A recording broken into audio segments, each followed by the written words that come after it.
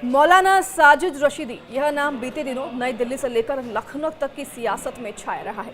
क्यों, आपको बताते हैं।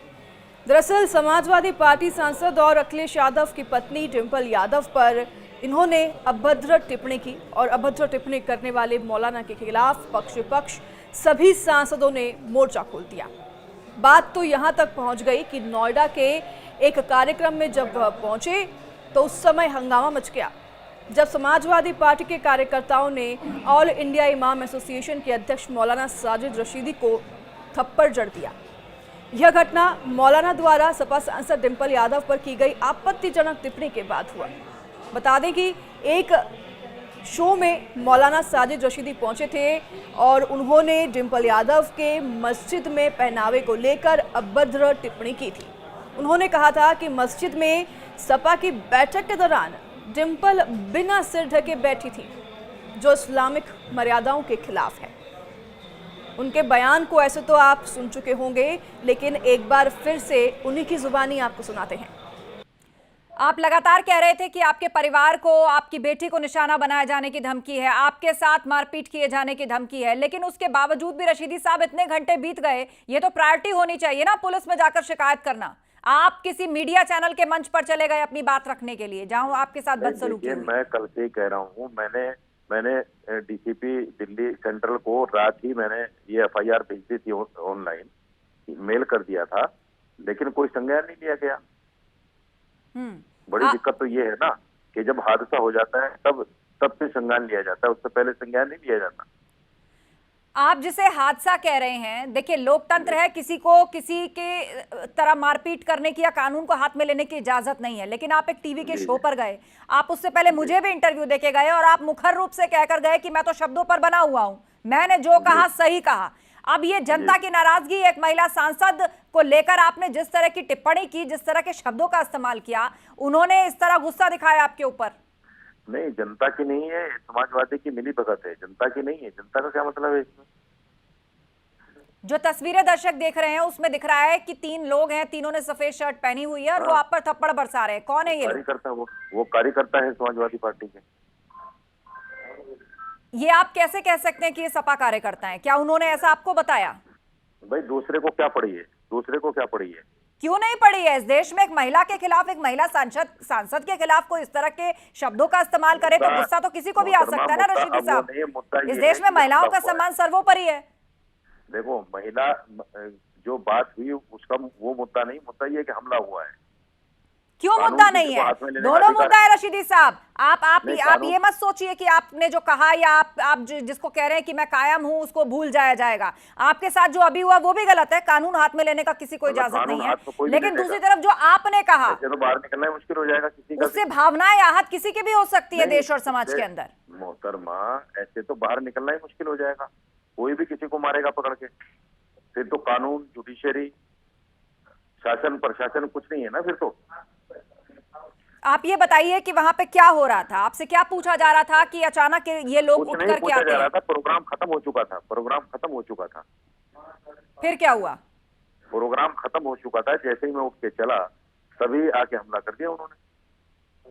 क्या वो लोग पब्लिक के बीच में पहले से बैठे थे या बाद में आए? पहले से बैठे हुए थे। क्या आपने संबंधित न्यूज चैनल से इस बारे में पूछना चाहा कि ये कौन लोग थे और क्यों आए थे और क्या यही मंशा लेकर आए थे? बुला रखा था उनको, न्यूज नेशन ने ही बुलाया हुआ था उनको। अब ये तो न्यूज नेशन स्पष्टीकरण करेंगे ना कि क्यों बुलाया था ऐसे लोगों को। क्या इस मारपीट के बाद आपने पुलिस में कोई शिकायत की है? हाँ की है, मैं थाने में बैठा हूँ अभी। नोएडा के अंदर? नोएडा 126 में थाने में बैठा हूँ। किसके खिलाफ आपने तहरीर दी है? अभी उनका नाम नहीं पता चल पाया, वीडियो निकलवा रहे हैं। क्या संबंधित चैनल से भी जुड़े हुए कुछ लोग हैं?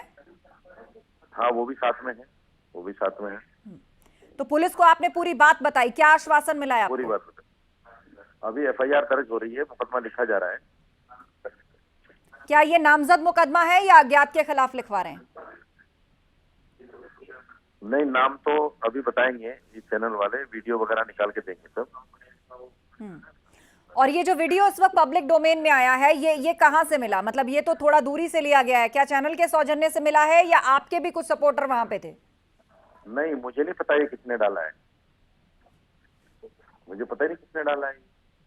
इस बयान ने सपा कार्यकर्ताओं में आक्रोश फैला दिया। तो वहीं नोएडा के सपा कार्यकर्ता मोहित नागर और उनके साथ कुछ सपा कार्यकर्ताओं ने इस कार्यक्रम में, जहां मौलाना भी मौजूद थे, उनको थप्पड़ जड़ दिया, जिसका वीडियो अब सोशल मीडिया पर तेजी से वायरल हो रहा है और चर्चा का विषय बना हुआ है। लखनऊ के विभूतिखंड थाने में मौलाना के खिलाफ पहले से ही सपा नेता प्रवेश यादव की शिकायत पर कई मुकदमे दर्ज हैं। तो वहीं मौलाना साजिद रशीदी ऑल इंडिया इमाम एसोसिएशन के अध्यक्ष हैं। वह अपने बयानों के कारण अक्सर विवादों में रहते हैं। वह धार्मिक और राजनीतिक मुद्दों पर खुलकर अपनी राय रखते हैं। उनके बयानों पर कई बार तीखी प्रतिक्रियाएं भी आती रही हैं। उन्होंने फरवरी 2025 में दिल्ली विधानसभा चुनाव में बीजेपी को वोट दिया था, तो उन्होंने वक्फ संशोधन कानून 2025 का समर्थन भी किया था।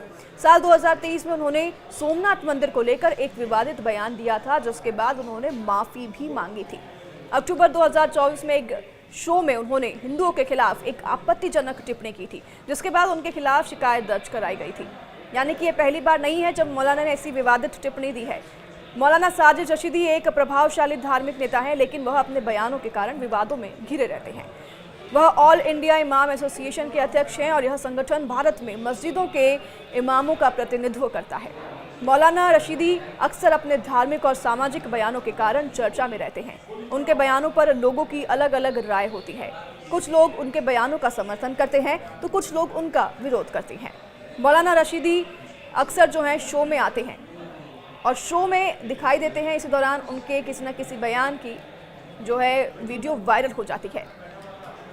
ऐसे ही शो में वह धार्मिक और राजनीतिक मुद्दों पर अपनी राय रखते आए हैं आज तक, और उनके बयानों पर अक्सर विवाद होता है। कई बार उनके बयानों को लेकर सोशल मीडिया पर भी बहस छिड़ जाती है।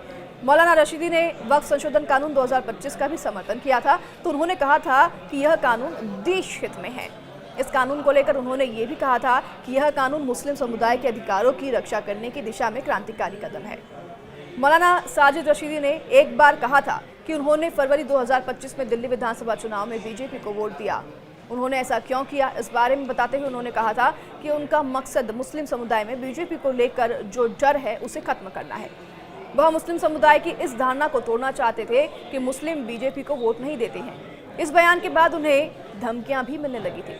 कुछ लोगों ने उन पर बीजेपी के हाथों बिकने का भी आरोप लगाया था, लेकिन उन्होंने यह स्पष्ट किया था कि उनका उद्देश्य मुस्लिम समुदाय को राजनीतिक रूप से आत्मनिर्भर बनाना है।